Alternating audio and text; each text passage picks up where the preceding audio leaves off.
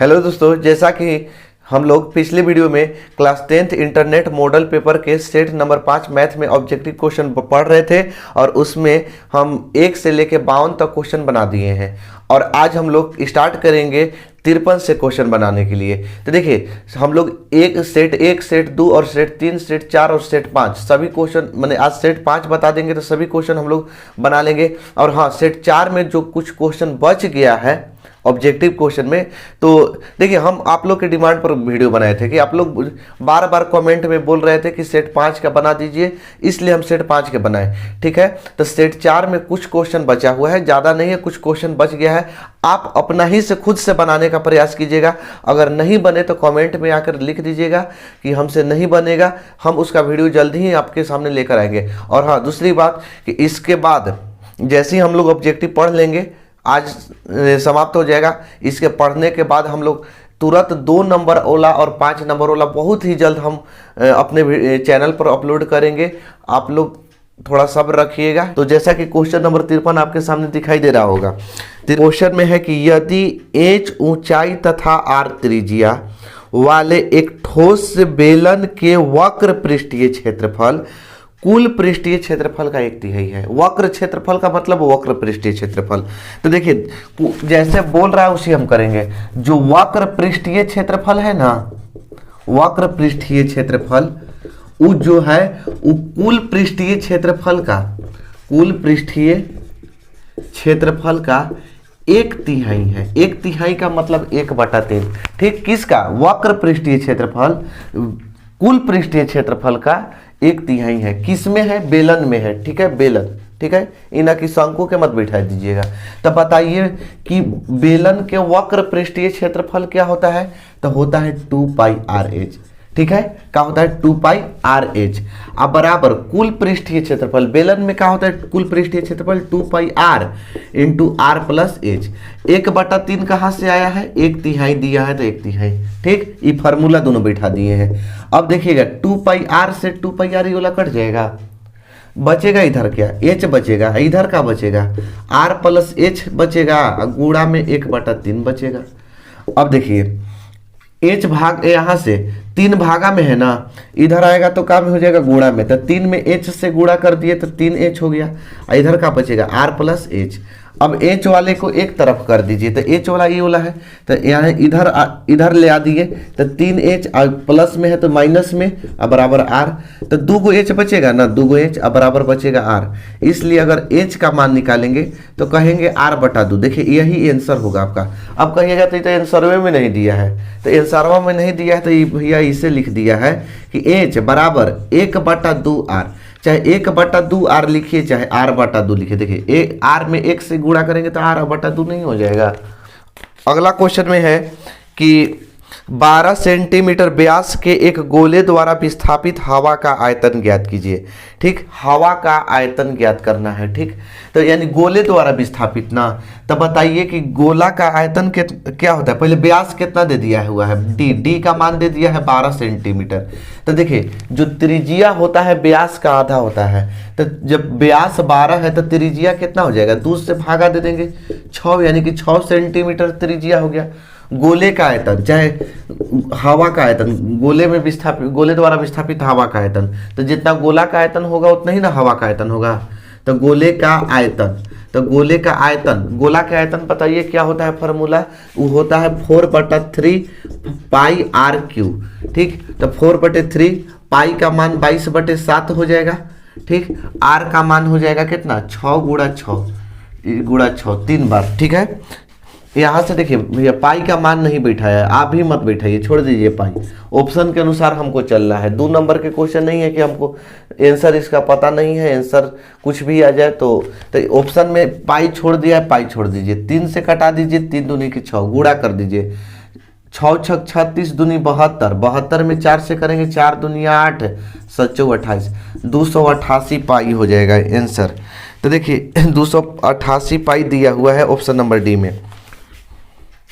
अगला क्वेश्चन में है कि किसी 5 सेंटीमीटर भुजा वाले घन को बांटकर 1 सेंटीमीटर वाले भुजा के घन कितने बनाए जा सकते हैं? देखिए, जब इस तरह के क्वेश्चन आएगा ना कि 5 सेंटीमीटर एक घन है, उसको बांट कर 1 सेंटीमीटर के अगर एक घन बनाना है तो कई गो बनाएंगे।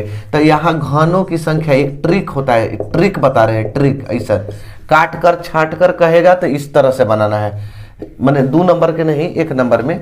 घनों की संख्या बराबर बड़े घन का आयतन, बड़े घन का आयतन अब बटा में छोटे घन का आयतन, छोटे घन का आयतन, माने जो बड़का घन दिया है उसका, तो घन के आयतन होता है ए क्यू, तो बड़का ए लिख देते हैं ए क्यू, और छोटा घन के छोटा ए क्यू। ठीक है, ए बड़का ए कितना दिया है, बड़ा ए 5 सेंटीमीटर भुजा दिया है, और छोटा ए कितना दिया है 1 सेंटीमीटर दिया है, तो 5 के क्यू हो जाएगा, अब बटा में 1 के क्यू हो जाएगा। 5 का क्यू मतलब 5 को 3 बार गुणा करेंगे, 1 का क्यू मतलब 1 को 3 बार गुणा करेंगे। 5 पचे हो गया 25 पचे 125, अब बटा 1 एकम 1 1 एकम 1, 125 में 1 से भागा देंगे तो कितना हो जाएगा 125 से होगा। अगला क्वेश्चन को देखिए, अगला क्वेश्चन में है कि यदि 4 लगातार विषम संख्याओं का माध्य 6 है तो सबसे बड़ी संख्या ज्ञात कीजिए। देखिए भैया ध्यान से समझिएगा, 4 को लगातार विषम संख्या है ना, तो अगर हम पहली संख्या x मान लिए कि पहली संख्या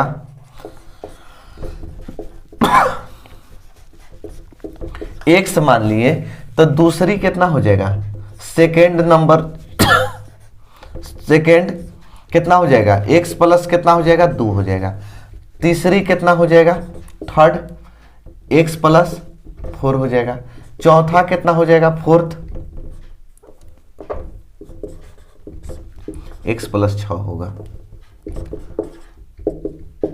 अब कहिएगा कि कैसे, दिया तो विषम संख्या है, तब x plus 2 x plus 4 x plus 6 का है मान लिए, ये तो सम संख्या मान लिए। आप लोग खुद कहिएगा कि जब बोला है 4 गो विषम संख्या, तो एगो के x तो मान लिए, दूसरा के x प्लस 1 मानते, चाहे x प्लस 3 मानते, x प्लस 5 मानते, x प्लस 7 मानते, यही कहिएगा। बहुत सारे लोग यही सोचेगा कि यही मानना चाहिए, बाकी नहीं, गलत हो जाएगा। देखिए कैसे, x क्या है भैया, विषम संख्या है ना, अगर x का मान कुछ भी निकलेगा, ध्यान से समझिएगा, विषम संख्या हम मान के चलते, मान के अपना से चलिए कि x का मान 13 आ गया, मान के चलिए कि 13 आ गया, तो का 13 में 1 जोड़ेंगे तो का विषम संख्या होगा, ये तो 14 हो जाएगा अगर 1 मानते तो। अगर 13 में जब 3 मान के चलते 3, तो 13 3 16 हो गया, यानी सम संख्या ना हो गया, सम 16 सम ना है। अगर ये जब 5 मानते 13 प्लस 5, तो 13 5 18 हो गया, ये भी सम ना है। तो देखिए अब कहिएगा कि 20वें संख्या ना मनाए तो सम संख्या मनाएगा, सम संख्या नहीं मनाएगा, ऐसा कोई बात नहीं है कि सम संख्या मनाए। देखिए क्या होता है कि अगर 1 3 5 7 9 11 ये सब लिख रहे हैं संख्या, कितना के अंतर है, 2 का अंतर है, सब में 2 का अंतर है, तो यानी समय का ना अंतर है, समय संख्या का ना अंतर है। देखिए 3 में से 1 गया तो 2 बचा, 5 में से 3 गया तो कितना 2 बचेगा, यानी एहजा से एहजा तक 4 का अंतर है।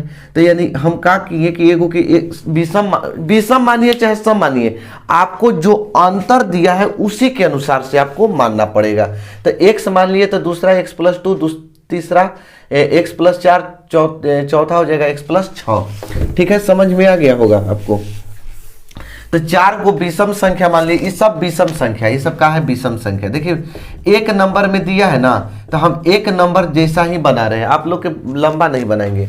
तो 4 को विषम संख्या दे दिया हुआ है, और चारों का योग का, चारों का क्या कहा है कि चारों का माध्य दिया हुआ है 6, तो यानी x plus 2 plus x plus 4 plus x plus 6 बटा में 1 2 3 4 से भागा दे दिए, कितना है 6 दिया हुआ है। ये नहीं समझ में आया होगा, कहिएगा कि ये कैसे बना दिए। तो देखिए माध्य के फॉर्मूला होता है कि सबको जोड़कर, जितना भी माने हैं सबको जोड़कर जय गो है तय से भागा दे दिए। अब माध्य दिया है 6 तो 6 लिख दिए। 1 2 3 4 गो x प्लस 6 4 10 2 12 बटा में 4 हो जाएगा, बराबर 6 हो जाएगा। अब 4x प्लस 12 बराबर 4 से 6 में गुणा कर दीजिए, 4 6 24, या 4x बराबर 24 प्लस में 12 है इधर आके माइनस में 12, अब देखिएगा 4x बराबर 24 में से 12 गया 12, x बराबर 12 बटा में 4, 4 तिहाई 12, x का मान हो गया 3।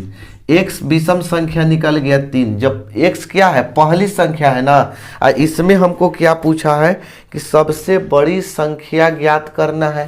तो सबसे बड़ी संख्या चौथी संख्या माने है ना, तो यानी चौथी संख्या क्या माने है, x प्लस 6।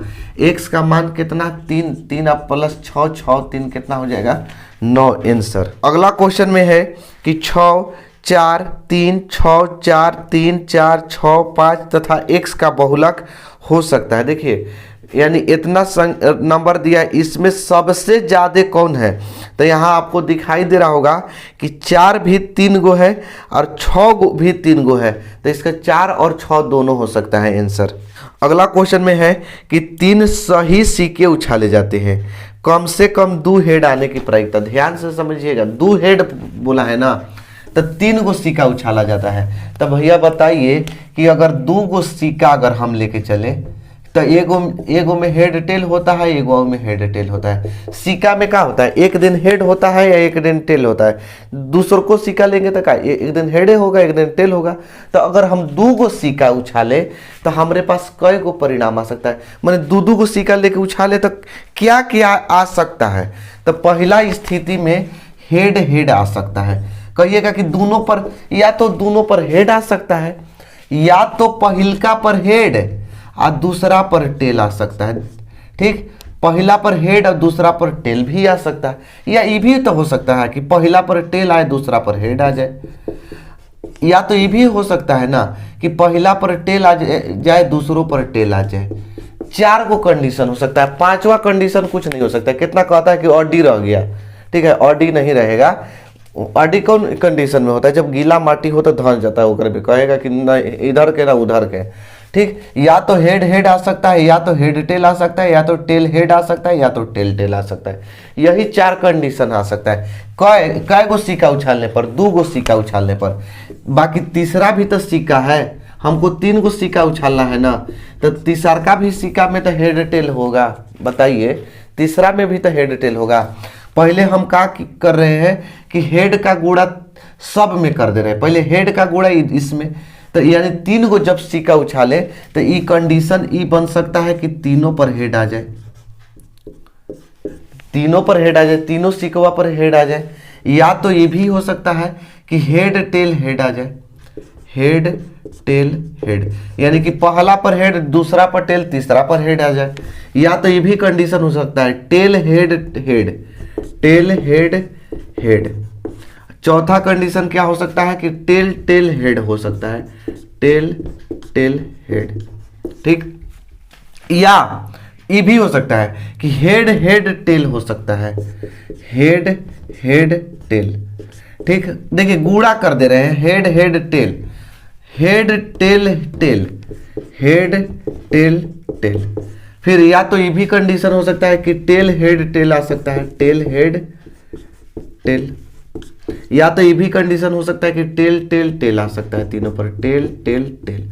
यानी कि जब 3 गो सिक्का उछाले तो क्या कंडीशन आया कि मैंने कै गो परिणाम हो गया, 1 2 3 4 5 6 7 8 गो, यानी कुल परिणाम मेरा कै गो हो गया, कुल परिणाम 8 गो हो गया। बाकी कहा क्या है कि कम से कम 2 गो पर हेड आना चाहिए, तो कम से कम 2 गो, यानी संभव परिणाम कै गो हो सकता है, संभव परिणाम। तो बताइए भैया यहाँ से कि 2 गो हेड आना चाहिए, कम से कम 2 गो हेड। तो एकरा पर 3 गो हेड है तो कम से कम 2 गो हेड है ना, तो 2 गो हेड है, इस पर कम से कम 2 गो चाहिए। 1 2 3 3 4 4, अब 2 गो हेड कहीं नहीं, 1 गो हेड है, तो यानी कि 4 गो संभव हमको निकल गया। तो प्रायिकता क्या होता है, संभव परिणाम बटा कुल परिणाम। तो संभव कै गो है, 4 गो है, और कुल कै गो है, 8 गो है। 4 से कटा दीजिए, 4 एकम 4, 4 दूनी 8, 1/2 आंसर हो गया। अगला क्वेश्चन में है कि एक साथ 2 पासों को फेंकने उछालने पर प्राप्त संख्याओं के जोड़ 7 होने की प्रायिकता ज्ञात कीजिए। देखिए हम इसको अगर लिखेंगे तो बहुत लंबा चल जाएगा, ठीक है, बोर्ड भर जाएगा आपको। ठीक, तो एक साथ दो पासे को जब फेंका जाएगा ना, बताइए कि दूगो पासा, पासा समझते हैं ना, लीडो के गोटी होता है। तो जब लीडो के गोटिया दूगो लेके आप फेंकेंगे तो एक एक दोनों पर या तो एक एक आ सकता है, या दो दो आ सकता है, या तीन तीन आ सकता है, चार चार, पाँच पाँच, छः छः, सात छः छः, बस छवे तक होता है ना लीडो के गट्टी में। चाहे फिर एक दो ये भी आ सकता है, एक दो, दो एक, तीन एक, एक तीन ये भी आ सकता है। तो इस तरह से टोटल 36 गो परिणाम आ सकता है। ठीक है, टोटल कै गो परिणाम? 36 गो परिणाम आ जाएगा। कुल परिणाम जो होगा वो 36 गो होगा। अगर नहीं विश्वास है तो करके आप लोग देख लीजिएगा। ठीक, जैसे दो गो पासा लेके पहले एक एक, फिर एक दो, एक तीन, एक चार, एक पाँच, एक छः, एक, हाँ एक छः, फिर एक वाला हो गया, फिर दो एक, दो दो, दो तीन, दो चार, दो पाँच, दो छः, फिर तीन एक, तीन दो, तीन तीन, तीन चार, तीन पाँच, तीन छः, ऐसे करके आप लोग कर 36 गो टोटल परिणाम आता है। ठीक, अब इसके बाद 36 को तो परिणाम टोटल हो गया। और इसमें क्या कहा है कि प्राप्त संख्याओं का जोड़ 7 होना चाहिए। तो जोड़ 7 कौन कौन हो सकता है? या तो हो सकता है 1 6 आएगा तो 7 हो जाएगा मिलके, या तो 2 5 आएगा तो 7 हो जाएगा, या तो 3 4 आएगा तो जोड़ने पर 7 आ जाएगा, या तो 4 3 आएगा तो 7 हो जाएगा, पहला पर 4 दूसरा पर 3, या तो 5 2 होगा तो 7 हो जाएगा, या तो 6 1 आएगा तो 7 हो जाएगा। यानी टोटल कै गो हमको संभव कै गो मिला? 1 2 3 4 5 6, यानी संभव परिणाम मेरा कै गो बन गया? संभव कै गो हो सकता है? 6 गो हो सकता है। यानी दोनों जोड़ने पर 7 जो आना चाहिए, 7 6 गो परिणाम हो सकता है। तो अब हम प्रायिकता यहां निकालेंगे। तो प्रायिकता क्या कहता है कि संभव परिणाम यानी 6 अब बटा में कुल परिणाम 36, 6 एकम 6, 6 6 36 कटा दिए तो 1 बटा का हो गया? 6 आंसर हो गया। अगला क्वेश्चन में है कि निम्न में से कौन सी घटना की प्रायिकता नहीं हो सकता है। तो भैया हम बताए थे आप लोग के लिए कि जो घटना की प्रायिकता नहीं होती है तो 0 से ना तो छोटा होता है और ना ही 1 से बड़ा होता है। ये बताए है ना कि 0 से छोटा, यानी 0 से छोटा कहिएगा क्या कि माइनस में जो चल जाए प्रायिकता नहीं होगा। 1 से ज्यादा हो जाए तो प्रायिकता नहीं होगा। ऑप्शन हो जाएगा इसका ऑप्शन नंबर ए, 1.1 दिया, 1 से ज्यादा हो गया। अगला क्वेश्चन में है कि बिंदु -8 6 किस चतुर्थांश में। फिर से एक बार हम आप लोग के चतुर्थांश वाला सवाल बता देते हैं। तो देखिए चतुर्थांश वाला सवाल में देखिए पहले तो इसको x अक्ष कहते हैं, इसको x डैश कहते हैं, इसको y अक्ष कहते हैं, इसको y डैश कहते हैं। ठीक, ये x का प्लस होता है, ये x का माइनस होता है, ये x y का प्लस होता है, ये y का माइनस होता है। अब देखिए बिंदु क्या, बिंदु जो होता है ना वो बिंदु होता है x और y होता है। ध्यान से समझिएगा, अगर इसको समझ गए तो इसमें का टोटल क्वेश्चन को खुद से आप लोग बना देंगे। ठीक है, मॉडल सेट 5 के जितना भी है। बिंदु क्या होता है? x y होता है। तो x y होता है यानी पहले x होता है तब y होता है। और चतुर्थांश में पहला चतुर्थांश होता है, दूसरा चतुर्थांश होता है, तीसरा होता है और चौथा होता है। कोई दिक्कत है? नहीं है। ध्यान से समझिए, बिंदु x y होता है ना। देखिए ये 1 नंबर के हमेशा क्वेश्चन पूछेगा। ठीक है, क्या पूछेगा कि पहला में क्या होता है चतुर्थांश, जिसे -8 और 6 दे दिया कि कौन चतुर्थांश में। आपको याद नहीं रहेगा कि कौन में है तो कौन में मारिएगा। ठीक, बाकी हम याद इसको करना ही नहीं है, बस ये याद रखना है कि बिंदु पहले x होता है तब y होता है। तब बताइए कि अगर हम कहें कि ये वाला जो पहला चतुर्थांश बना है, पहला पाद जो बना हुआ है ये किससे मिलकर बना है? तो ये y वाला और x वाला दोनों से मिलकर बना है। ठीक, कह सकते हैं ना। तो पहले x का क्या है? पहले x तब y, तो x का प्लस और y का प्लस, तो यानी पहला में कह सकते हैं प्लस प्लस होगा। फिर दूसरा घरवा कैसे बना है? ये वाला घरवा कहेंगे, ये घरवा कैसे बनल है? ये वाला तो x और y यही दोनों से बनल है। तो पहले x होता है तब y होता है, तो पहले x तब y, यानी x का माइनस और y का प्लस। कोई दिक्कत? फिर तीसरा घरवा इससे और इससे बनल है, तो x पहले x तब y, तो x का माइनस y का भी माइनस।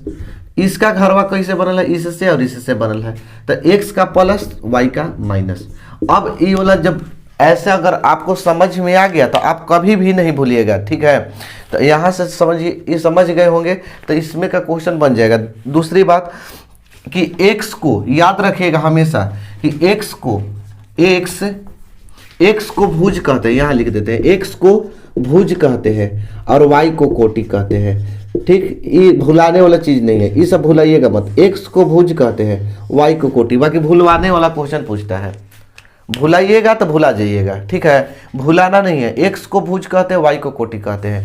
अब देखिए, अगर आपसे कहे कि x अक्ष की दूरी क्या होगा, x अक्ष की दूरी भुज कहलाएगी, भुज कहलाती है एक y अक्ष की दूरी, y अक्ष की दूरी कोटि कहलाती है, कोटि कहलाती है, ठीक। y अक्ष की दूरी क्या कहलाती है, कोटि कहलाती है। x अक्ष से दूरी कोटि कहलाएगी, बस। y अक्ष से दूरी भुज कहलाएगी। अब कहिएगा कि ये कैसे हो गया, तो देखिए यहां ध्यान समझिए, x अक्ष की दूरी, x को भुज कहते हैं ना, तो xवें अक्ष की दूरी कह रहा है, xवें अक्ष की दूरी, x अक्ष की दूरी, ठीक। तो x अक्ष की दूरी x को भुज कहेंगे, y अक्ष की दूरी, y अक्ष की दूरी तो कोटिये कहेंगे। बाकी भैया यह गड़बड़ है, से और की में अंतर होता है। x अक्ष से दूरी तो यानी x अक्ष से दूरी आगे या पीछे, ऐसे ही। तो किस में, किसके समांतर जा रहे हैं, y के समांतर ना, तो इसलिए कोटि कहेंगे, y को कोटि कहते हैं। y अक्ष से दूरी, y अक्ष यही ना है, y अक्ष से चाहे इधर जाइए चाहे इधर जाइए, किसके समांतर जा रहे हैं, x के समांतर ना, तो क्या कहलाएगा, भुज कहलाएगा। समझ में आ गया, ठीक, समझ में आ गया होगा। अब कहीं कहीं x यहाँ कोटि न लिख के, यहाँ x अक्ष से दूरी कोटि न लिख के x निर्देशांक लिखता है या x नियामक लिखता है, तो x अक्ष से दूरी है ना, कोटि न लिख के y निर्देशांक या y नियामक लिखता है, तो वही होगा, क्योंकि y निर्देशांक या y नियामक के कोटि कहते हैं। y अक्ष से दूरी भुज न लिख के x निर्देशांक या x नियामक लिखेगा तो वही होता है। ध्यान से इसको आप लिख सकते हैं। दूसरी बात, मूल बिंदु जो होता है, मूल बिंदु का जो निर्देशांक होता है वो 0 0 होता है, ये तो भूलने वाला चीजें नहीं है। मूल बिंदु का निर्देशांक क्या होता है, 0 0 होता है। मूल बिंदु का निर्देशांक क्या होता है, 0 0 होता है, ठीक। आगे समझिएगा, आगे आएगा आपका कि कहेगा कि मूल बिंदु से दूरी ज्ञात करें। तो देखिए, किसी चीज का मूल बिंदु से दूरी का फॉर्मूला होता है, मूल बिंदु से दूरी अगर निकालने के लिए आपको कहेगा तो वो होता है √x² प्लस y² होता है। क्या होता है, √x² प्लस y² होता है। अब चलिए हम लोग क्वेश्चन की ओर बढ़ते हैं। क्वेश्चन पर आपको दिखाई दे रहा होगा 61, तो 61 में है कि बिंदु -8 6 किस चतुर्थांश में है। तब पहले माइनस है तब प्लस है, तब पहले माइनस तब प्लस, किस चतुर्थांश में है, दूसरा में है। समझ में आया ना कि पहले माइनस तब प्लस, 8 का माइनस है 6 का प्लस है, तो दूसरा हो जाएगा। देखिए आ गया 62 क्वेश्चन, मूल बिंदु के निर्देशांक क्या होते हैं। तो मूल बिंदु के निर्देशांक क्या होते हैं, 0 0 होते हैं। आगे क्वेश्चन है कि -3 और -5 किस चतुर्थांश में है। दोनों माइनस माइनस में है, तो दोनों माइनस माइनस में है तो कौन चतुर्थांश में होगा, तृतीय में हो जाएगा। आगे है कि -4 और -5 किस पाद में है, तो तृतीय है। दोनों में माइनस है तो तृतीय में। फिर है कि 65 में क्वेश्चन में कि 3, -4, 3 का प्लस है, 4 का -4 का मान 4 का माइनस है, तब प्लस और माइनस किस में होता है, चतुर्थ में होता है। आगे क्वेश्चन है कि बिंदु 4 -3 किस चतुर्थांश में, पहले प्लस है तब माइनस है, प्लस माइनस चतुर्थ में होगा। आगे है कि किसी बिंदु की y अक्ष से दूरी, y अक्ष से दूरी क्या कहलाएगी? भुज कहलाएगी। तो देखिए इसमें भुज दिया है नहीं दिया है, तो भुज को हम क्या बताए थे कि x निर्देशांक, x को ना भुज कहेंगे, तो यहाँ मारिएगा आप लोग x निर्देशांक। ठीक है, क्या मारना है? x निर्देशांक। आगे है कि किसी बिंदु की x अक्ष से दूरी, x अक्ष से दूरी क्या कहलाती है? कोटि कहलाती है। कोटि नहीं है इसमें कोटि नहीं लिखा हुआ है, तो कोटि किसको कहेंगे? y को। तो यहाँ मारिएगा आप लोग y निर्देशांक। क्या मारना है? y निर्देशांक। इसमें क्या मारना है? x निर्देशांक। आगे देखिए, किसी बिंदु की x अक्ष से दूरी क्या कहलाएगी? 69 क्वेश्चन। अब हाँ, यही कोटि वाला पूछ दिया। किसी बिंदु की x अक्ष से दूरी, x अक्ष से दूरी क्या कहलाएगी? कोटि। किसी बिंदु की y अक्ष से दूरी क्या कहलाएगी? y अक्ष से दूरी क्या कहलाएगी? भुज कहलाएगी। आगे क्वेश्चन है, कार्तीय तल में स्थित किसी बिंदु 6,4 के कोटि का मान क्या होगा? 6,4 दिया है ना, ध्यान से समझिए। 6,4 का कोटि का मान, तो बिंदु एक्स वाई होता है, y को कोटि कहते हैं, तो y दूसरा नंबर पर होता है ना, तो इसमें कोटि कौन हो जाएगा? 6 तो भुज हो गया, अब कोटि कौन होगा? 4 होगा। अगला क्वेश्चन में है कि बिंदु 6,-5 का भुज का मान क्या होगा? भुज x को कहते हैं, तो x कौन है? 6 है, -5 ना y है, तो भुज कितना होगा? 6 होगा। अगला है कि कार्तीय तल में स्थित किसी बिंदु 8,-9 के कोटि का मान कितना होगा? तो यहाँ कोटि किसको कहते हैं? y को, तो y कौन है? -9 है, -9 आंसर। कार्तीय तल में स्थित बिंदु -4,10 के भुज का मान क्या होगा? भुज किसको कहते हैं? भुज किसको कहते हैं? x को कहते हैं, तो x कौन होगा? -4 होगा। अगला क्वेश्चन में है कि किसी बिंदु -4, -7 में y नियामक का मान है, तो y कौन है? -7 है, दूसरा y मान होता है। अगला क्वेश्चन है कि कार्तीय तल में स्थित किसी बिंदु 4,-5 के कोटि का मान कितना होगा? तो कोटि कौन है? -5 है।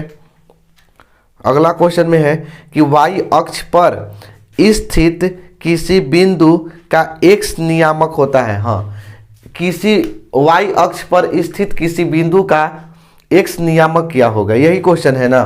तो देखिए एक और बताते हैं, किसी बिंदु की अगर x अक्ष पर कहेगा किसी बिंदु का निर्देशांक, तो x 0 होता है। कि किस अक्ष पर कहेगा? तो x अक्ष पर कहेगा। तो अगर y अक्ष पर कहेगा किसी बिंदु का निर्देशांक, तो 0 y होता है। ध्यान से समझिए, x अक्ष पर कहेगा तो x 0, जिस पर कहेगा वो होगा, जिस पर नहीं कहेगा वो नहीं होगा। y अक्ष पर कहा है तो x नहीं होगा, y होगा। जैसे x अक्ष पर कहा था, x अक्ष पर कहा था तो x होगा, y नहीं होगा। y अक्ष पर कहेगा तो x नहीं होगा, y होगा। तो ये कौन कहा है कि y अक्ष पर स्थित किसी बिंदु का x नियामक, y अक्ष पर स्थित किसी बिंदु का x नियामक क्या होगा? तो x नियामक का मतलब x का मान कितना होगा? 0 होगा आंसर। आगे है, x अक्ष पर स्थित बिंदु का x नियामक होगा, x अक्ष पर स्थित बिंदु का x नियामक x होगा। इनमें से कोई नहीं है ऑप्शन, तो मार दीजिएगा इनमें से कोई नहीं। आगे है कि x अक्ष पर किसी बिंदु का निर्देशांक होता है, तो x अक्ष पर किसी बिंदु का निर्देशांक क्या होता है? x 0 होता है। ठीक। y अक्ष के किसी बिंदु के निर्देशांक किस रूप में होते हैं? y अक्ष के बिंदु होते हैं 0y। क्या होते हैं? 0y। आगे है कि बिंदुएं 3,2 और -3,2 दोनों अवस्थित है। तो पहले 3 2, अगर हम इसी पर आपको दिखाएं तो 1 2 3, यहाँ होगा -1 -2 -3, ऊपर 1 2 3, अब नीचे होगा -1 -2 -3। तो देखिए इसमें 3 2, तो 3 x का 3 y का 2, x का 3 y के 2, यहाँ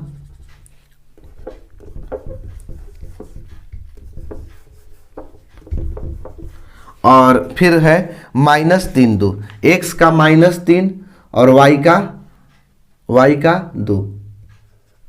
देखिए यहाँ आएगा लगभग, यहाँ इस तरह से रेखा अगर खींच देंगे तो दोनों अवस्थित है। किस अक्ष पर है? कहाँ है? एक्स अक्ष के दोनों ओर है।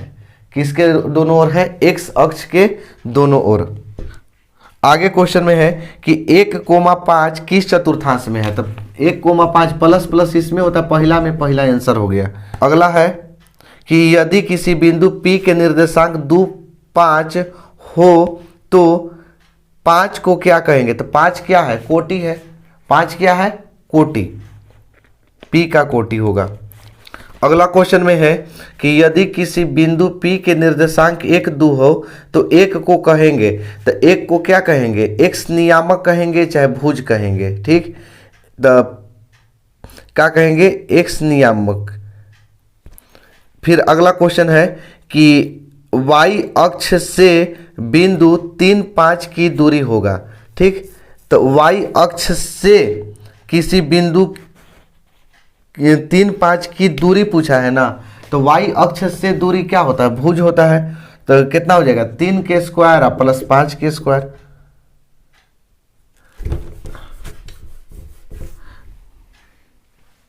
अगला क्वेश्चन में है कि y अक्ष से बिंदु 3, 5 की दूरी होता है, क्या होगा? तो y अक्ष से दूरी क्या कहलाती है? भुज कहलाती है। तो भुज के मान कितना होगा? इसमें 3 होगा। तो 3 के स्क्वायर कर दीजिए। अरे दूरी निकालने के लिए क्या कर देते हैं? स्क्वायर कर देते हैं। 3 के स्क्वायर और कोटि नहीं है तो 0 के स्क्वायर। 3 3 9 हो और प्लस 0, 9 का वर्गमूल 3 हो जाएगा आंसर। अगला क्वेश्चन है कि सरल रेखाएं x बराबर -2 y बराबर 3 का कटान बिंदु क्या होगा? तो -2 और 3 होगा। जो दिया है बिंदु उसको लिख दीजिए कोष्ठ में करके। आगे है कि बिंदु 4, 7 की x अक्ष से दूरी क्या होगा? तो x अक्ष से दूरी क्या कहलाती है? कोटि कहलाती है। कोटि के मान कितना है? 7 है। 7 ही आंसर होगा। आगे क्वेश्चन है कि बिंदु 2, -3 किस पाद में है? तो ये हो जाएगा आपका प्लस है माइनस है, चतुर्थ में होगा। आगे है कि y अक्ष से 5 इकाई दाईं ओर x अक्ष पर स्थित P के निर्देशांक क्या होगा? तो y अक्ष से 5 इकाई दाईं ओर, तो दाईं ओर 5 और 0 हो जाएगा, ठीक है? दाईं ओर x अक्ष में जा रहे हैं तब x के जगह 5 और y का मान 0। आगे है कि y अक्ष पर x अक्ष से 4 इकाई दूर x अक्ष के नीचे बिंदु की ओर, तो नीचे माइनस में होता है तो हो जाएगा 0, -4 हो जाएगा। अगला क्वेश्चन में है कि बिंदु 2, 3 की मूल बिंदु से दूरी ज्ञात करें। तो मूल बिंदु से दूरी क्या होता है? √x² plus y²। बिंदु कितना दिया है? 2 के स्क्वायर प्लस 3 के स्क्वायर हो जाएगा। 2 दूनी के 4, 3 3 9, 9 4 13 हो जाएगा। अगला भी क्वेश्चन मूल बिंदु से दूरी ज्ञात करना है, इसको ज्ञात हो जाएगा आपसे। फिर अगला पूछा है कि मूल बिंदु से दूरी क्या होगा? तो फॉर्मूला दे दिया हुआ है, फॉर्मूला √x² प्लस y², ठीक? आगे है कि बिंदु P के निर्देशांक 3, 4 है तो मूल बिंदु से दूरी ज्ञात करना है। तो मूल बिंदु से दूरी ज्ञात कर दीजिएगा। 95 में भी है मूल बिंदु से दूरी ज्ञात करने के लिए। फिर दिया है कि बिंदु 2,3 और -2, 3 के बीच की दूरी होगी। दूरी सूत्र आप लोग पढ़े होंगे। दूरी बराबर क्या होता है? √x2 - x1 का whole square plus y2 - y1 का होल स्क्वायर। इस पर आप लोग बैठा लीजिएगा, ठीक? यहाँ से भी, इसमें भी, अगला क्वेश्चन में भी दूरी है, अगला क्वेश्चन में भी दूरी है। देखिए आप लोग दूरी पढ़े होंगे, दूरी बना लीजिएगा, ठीक है? तो यहाँ से आपको एक 100 क्वेश्चन बताते हैं, ठीक? 100 नंबर का क्वेश्चन। तो 100वां क्वेश्चन में देखिए बिंदु कितना दिया है? a0 दिया है, a0 और फिर दिया है 0a दिया है। x1 का मान कितना होगा? a होगा और y1 का मान कितना होगा? 0 होगा। x2 का मान कितना होगा? 0। y2 का मान कितना होगा? a होगा। अब दूरी बराबर क्या होता है? फार्मूला x2 - x1 का होल स्क्वायर y2 - y1 का होल स्क्वायर, यही ना होता है? x2 का मान कितना है? 0 है, माइनस x1 का मान a है का होल स्क्वायर y2 का मान a है और माइनस y1 का मान 0 है होल स्क्वायर। 0 में से 0 में से a घटेगा तो माइनस a बचेगा, माइनस a का होल स्क्वायर। a में से 0 घटेगा तो a का whole square. Minus minus plus हो गया a², यहाँ भी a में a से गुणा हुआ तो a²। अब a गो a², 2a²। 2 का वर्गमूल निकलेगा तो नहीं निकलेगा, a निकल जाएगा तो √2, 2 गो a में से 1 a निकल गया तो √2a हो जाएगा आंसर।